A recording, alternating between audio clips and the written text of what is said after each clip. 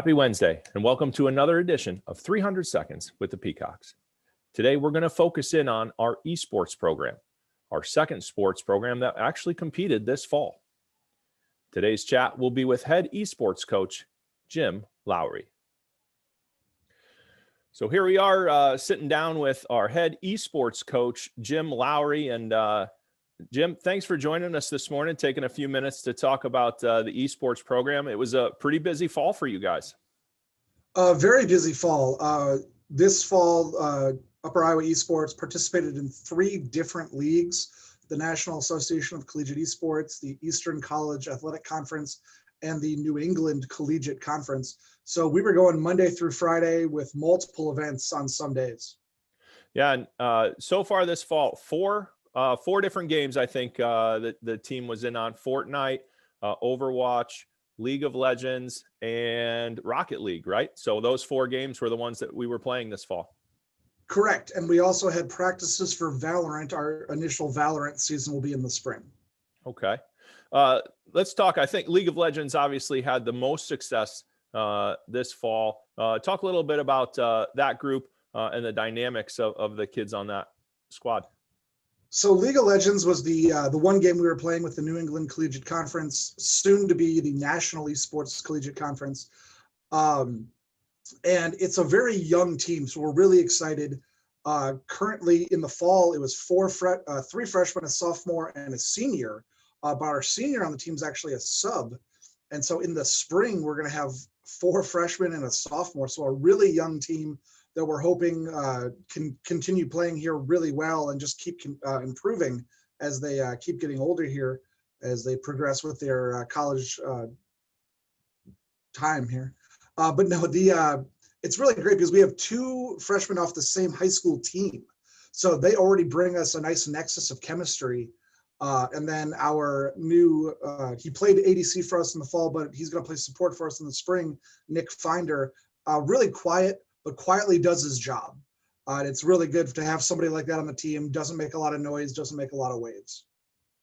So we talked about the 4 that played this fall. You added in, you were already practicing on Valorant as another game out there for you guys. What are some other games that you guys are looking at, whether it be come this winter or spring, or wouldn't mind having in the future come next year? Well, in the past, we've also participated in Super Smash Bros. Ultimate and Smite, along with Dota 2.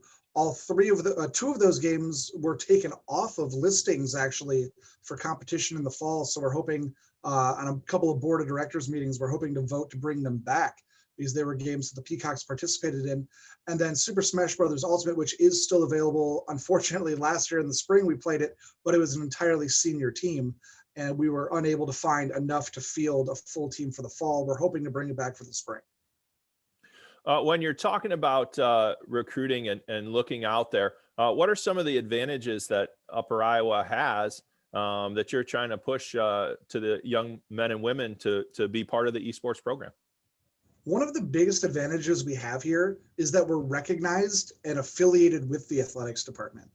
A lot of these schools have club programs. They might not have a full-time coach. They're definitely not doing recruiting. They're not offering scholarships. So as part of the athletics department here, with a full-time staff member and with some scholarship money available, we get to go out and recruit, which just puts us a step ahead of all the schools who don't have that option. And now the new kind of arena the last year or two, we had you over in Dorman Gymnasium. The squad was upstairs, kind of a small room, and with the growth we needed to kind of build you out a lot more space. Talk about the arena and the facility that you guys have. What we lovingly refer to as the game room over at Edgar Fine Arts. It's just so much of a better space. And we were all thrilled with what we had in Dorman. We were thrilled that we were getting recognized. And then we were thrilled that they recognized we were going to need more space. It's a huge room. We're able to spread out a little bit more. Central AC is actually a huge thing that some people don't think about. Computers kick out a lot of heat.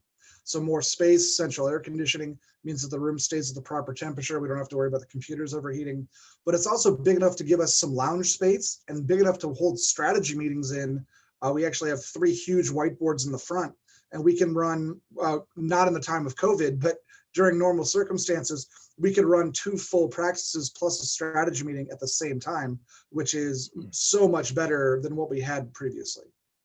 Well, thanks a lot for joining us today, Jim. Best of luck as you get ready for the continued action the rest of the year. And Peacock fans, we can't wait to join you again next week for another 300 seconds with the Peacocks. Until then, stay healthy, stay safe, and we'll see you soon.